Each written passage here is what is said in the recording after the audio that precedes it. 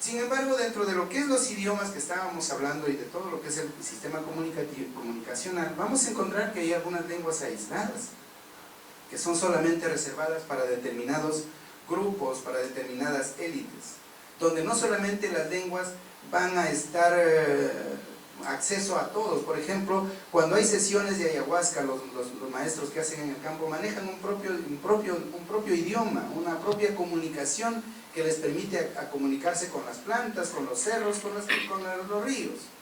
Esa comunicación no es accesible para toda la gente, es solamente de exclusividad para él.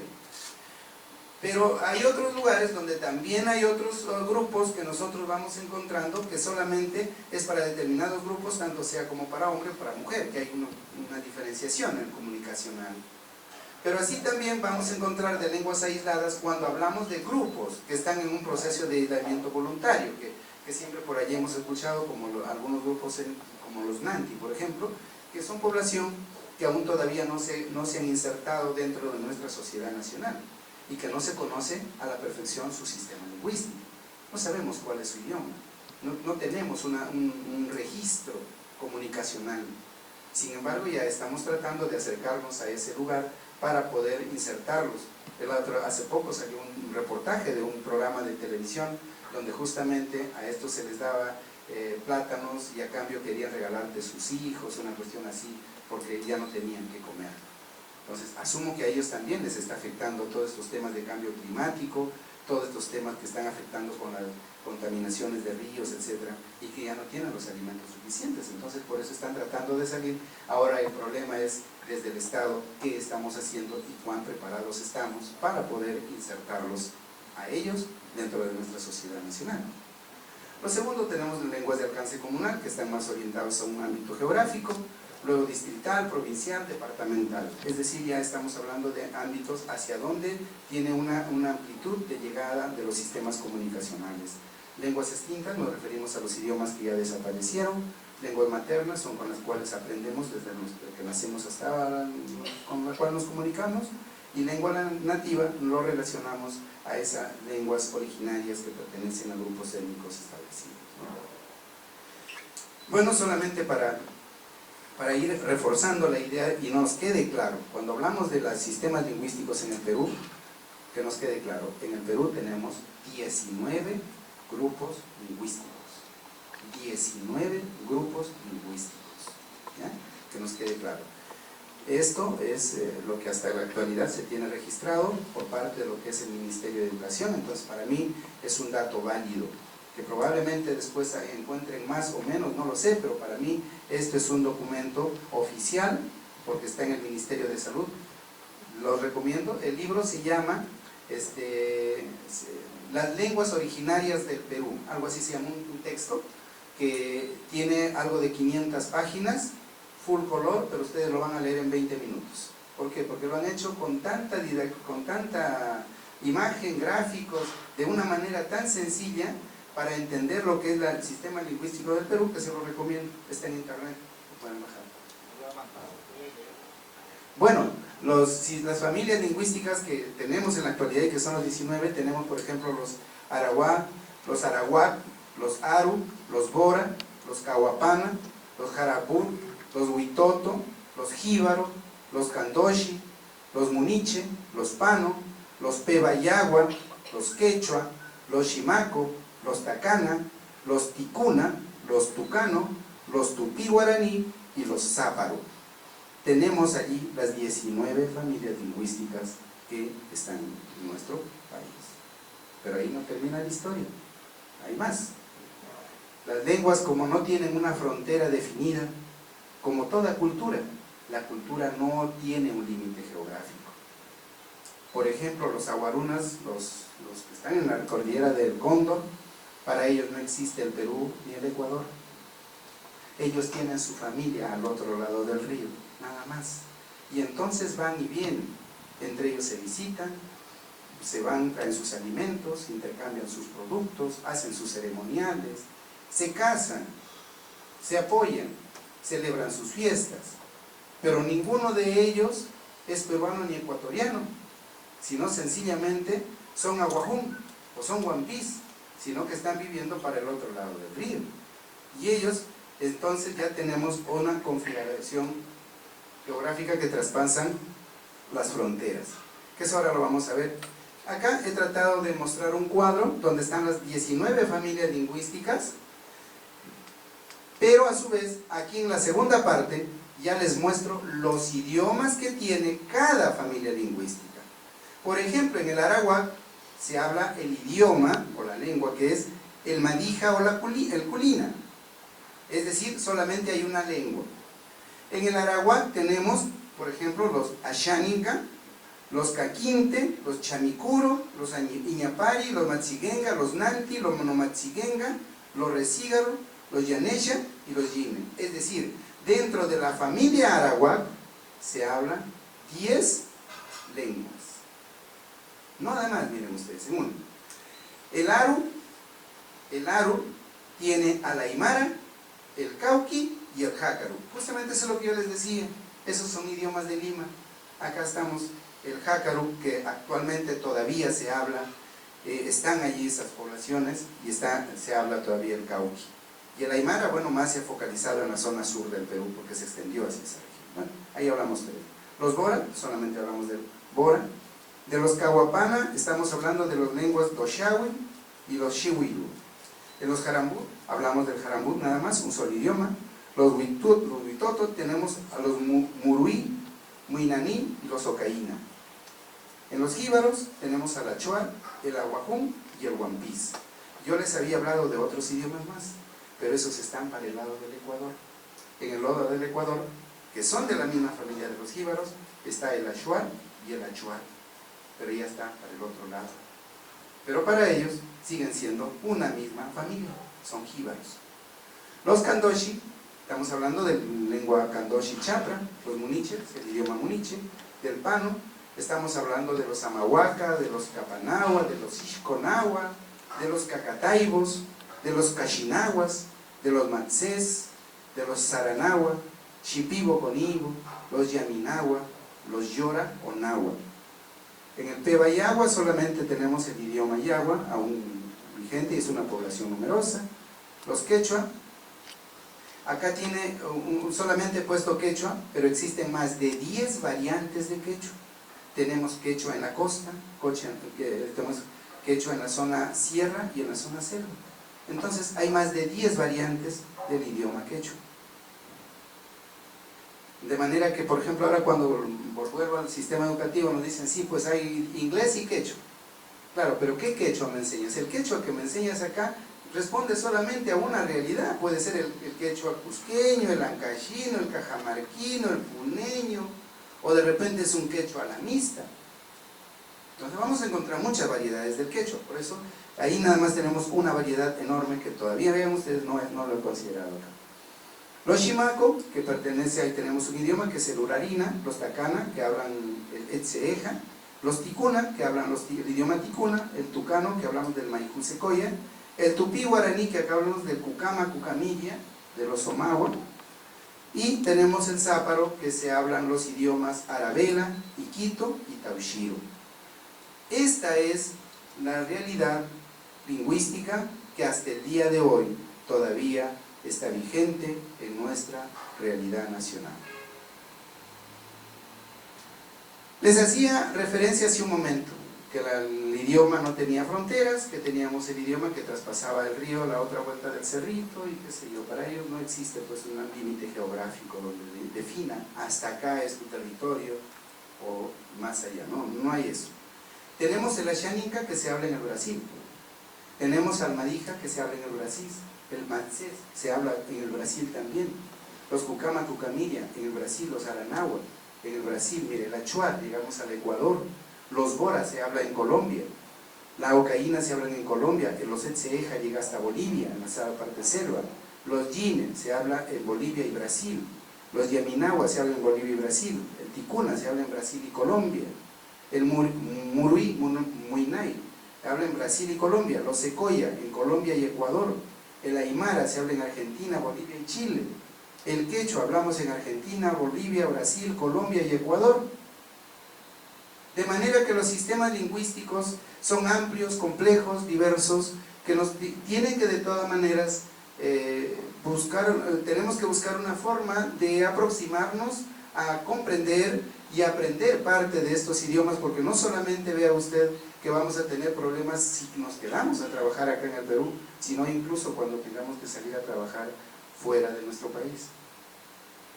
Esa es la riqueza de la cultura y esa es la riqueza del idioma como parte de esa interacción humana, como parte de la creación cultural, como parte de esa interacción con el otro. Nosotros no hemos logrado, como les vuelvo a repetir, hacer una sistematización todavía de todos los idiomas. Es una tarea pendiente. Es una tarea pendiente que es una tarea conjunta que tenemos que hacerlo.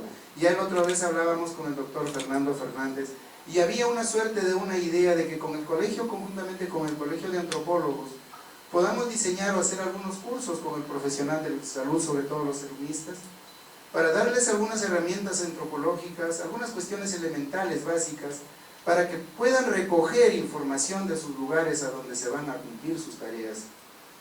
Ellos van a todos los lugares del Perú. Por ejemplo, tenemos ahora, como no sé si continuarán los grupos de élite, ellos llegaban a los lugares más remotos. Entonces, si ellos van a cumplir con su tarea allí, ¿por qué no nos pueden ayudar a organizar esa información? Pero que esa información no solamente quede en el archivo de una biblioteca, sino porque nosotros con esa facilidad que tenemos del internet, y como muy bien la anterior exposición nos presentaba, que ahora con tanta facilidad eso lo podemos colgar como artículos científicos en las diversas revistas de internet. ¿Por qué tenemos que cerrar nuestros espacios solamente a conocer patologías, a conocer tecnologías? ¿Por qué no nos aproximamos a comprender al ser humano? ¿Por qué no difundimos más esta información? Y yo creo que si logramos hacer esa alianza estratégica entre el Colegio de Antropólogos y el Colegio Médico para que se pueda recoger esa información, de aquí a un tiempo no muy lejano yo creo que tendríamos información valiosísima que podría contribuir para que nuestro país sea más inclusivo y realmente ahí se haga lo que debe de hacerse, la política de inclusión social. Porque hasta ahora solamente es casi como un discurso, porque no tenemos los mecanismos, pues, no tenemos los mecanismos de cómo de implementarlo. O sea, no pasa así solamente por decirlo, sino cómo lo hacemos. Y ese cómo lo hacemos parte desde nuestro sistema educativo. Y para partir del sistema educativo, ¿qué necesitamos? Información. ¿Y la información qué cosa es? Investigación. Y esa es la tarea pendiente que nosotros tenemos, y por eso creo que estamos en ese afán y en ese trajinar para poder concretar algunos proyectos, ¿no? Y a eso, por ejemplo, hemos hecho un evento en Puno, donde también participamos, brillantes trabajos se han hecho, y eso creo que ha sido un buen punto de inicio para iniciar una serie de actividades que actualmente lo estamos haciendo ya conjuntamente con el Colegio Médico, ¿no? Y el doctor Fernández, que está con todo ese entusiasmo de impulsar todas estas tareas y estas actividades, ¿no? Entonces a él también le agradecemos por esto, porque pocos son los que tienen esa voluntad, pues, ¿no? Y hay que darle fuerza a toda esta idea. Bueno, solamente eso quería compartirles con ustedes. Aquí les he traído una palabrita en aguajún, para que aprendan cuando dicen gracias. En aguajún dice secuasha, secuasha, gracias. Secuasha, tal como está ahí, secuasha dice gracias, ¿ya? Secuasha, taquia, gracias. Y si yo te quiero llamarte taquia, taquia, te estoy diciendo ven, ven, puedes venir o ven. Entonces cuando tú vas a la comunidad, las señoras están por ahí, doctor, taquia, taquia. Y el doctor miraba para todos lados, no sabía de qué estaba hablando, pero taquia es que te está llamando, ¿no? Ayú significa ya. 3 palabritas se van a ir aprendiendo hoy día. Secuasha, gracias. Taquia, ven. Ayú, ya. O sea, ayú significa ya. De ya decir ¿puede venir más acá? Ya. Si, o ya voy, ¿no? Ayú es ya. Taquia es ven y taquia es gracias. Muchas gracias entonces a ustedes. Muchas gracias, don Armando. Los idiomas se han construido de acuerdo a la realidad cultural, de acuerdo a la realidad donde el hombre vive. Y ellos han construido sistemas lingüísticos en torno a su espacio donde ellos viven. Y su relación está ligada con la naturaleza. Y entonces ahí usted va a encontrar un gran problema. Por ejemplo, usted llega a una comunidad de los Ayanicas y usted no va a encontrar la palabra medicamento. usted no va a encontrar la palabra consulta, usted no va a encontrar la palabra antibiótico. Esas palabras no las va a encontrar. ¿Por qué? Porque ellos nunca las han utilizado ni nunca han sentido necesidad de usar esas palabras. Porque para ellos la comunicación y los sistemas lingüísticos está relacionado a su entorno natural con el cual viven. Entonces para ellos les tienen para las plantas, los peces, los ríos, los árboles. Para eso sí tienen un sistema de comunicación. Entonces al no tener un sistema lingüístico organizado y sistematizado, eso hace un problema mayor. Porque no podemos construir, por ejemplo, los manuales de comunicación intercultural, no los podemos hacer porque no encontramos las traducciones literales. Entonces, ¿yo cómo traduzco la palabra medicamento a la xáninga? Y le cuento una experiencia. A mí el Ministerio de Salud hace algún tiempo me llamó para hacer una consultoría sobre las casas de espera materna. Fue un documento oficial del Ministerio. Entonces, cuando yo me contrataron, lo primero que hice fue en la primera observación. Me acuerdo mucho, estaba el equipo técnico, le digo, la primera observación que yo voy a hacer es que a partir de adelante mi consultoría no va a ser casas de espera materna. La doctora se levantaron, ¿pero por qué? Si eso ya ha sido un documento aprobado, tiene su resolución, ha sido discutido, ha sido mesa, lo han llevado aquí, lo han llevado allá, por todos lados. Es decir, ya estaba como diciendo sacramentado ese tema. Y entonces le expliqué, lo que pasa es que el término espera es muy diferente en connotaciones culturales de acuerdo a esa complejidad lingüística. ¿Cómo traduzco espera para un xaninga, para un nahuajún, para un quechua, para un aymara, para un hueco, para cualquiera de los idiomas? Para nosotros mismos, espera puede significar 5 minutos, 2 minutos, un día, una semana, una estación, un cambio climático, una floración de plantas. ¿Cuánto significa espera? Entonces, no había una traducción literal solamente para ese término. Entonces, finalmente se quedó solamente que fueran casas maternas. ¿Por qué? Porque madres iba a haber en todos los idiomas. Es universal. Pero esa palabrita, esa pequeña palabrita espera, puede significarle todo un choque cultural. Porque si tú me dices espera, como le digo, para la lógica nuestra puede significar 5 minutos. Pero para otro puede significar 1 hora, 2 horas, 1 día, 2 días, o tal vez más tiempo. De manera que los sistemas comunicativos y los sistemas lingüísticos son limitados de acuerdo a ámbitos geográficos y culturales. ¿Alguna otra interrogante? ¿Lilian?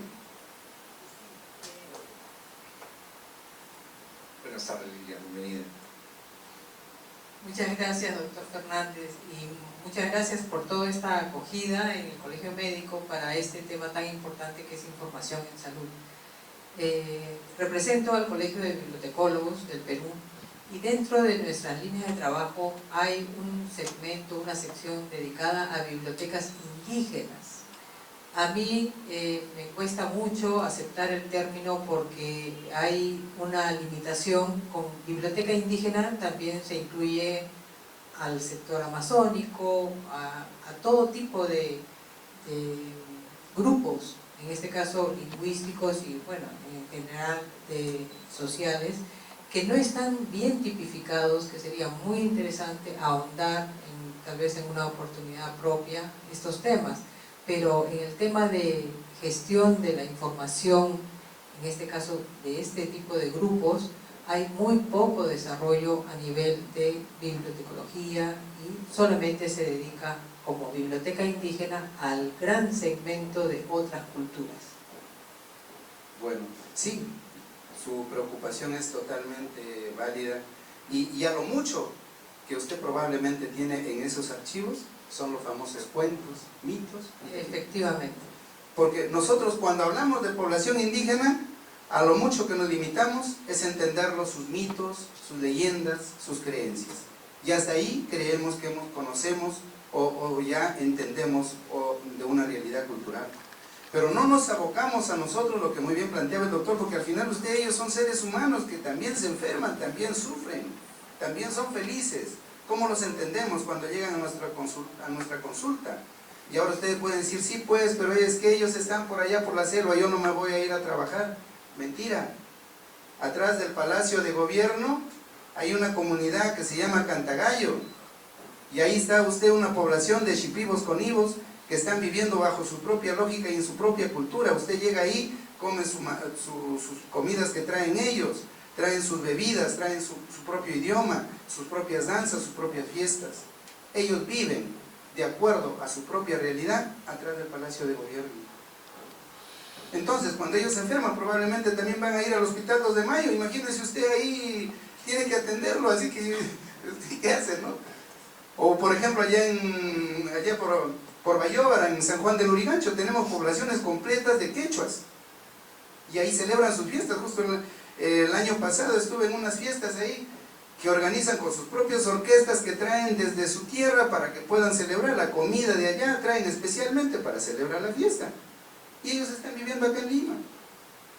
De manera que esa acotación que usted nos hace me parece totalmente válida para aumentar más la preocupación de cada uno de nosotros, que debemos reforzar la investigación para este tema.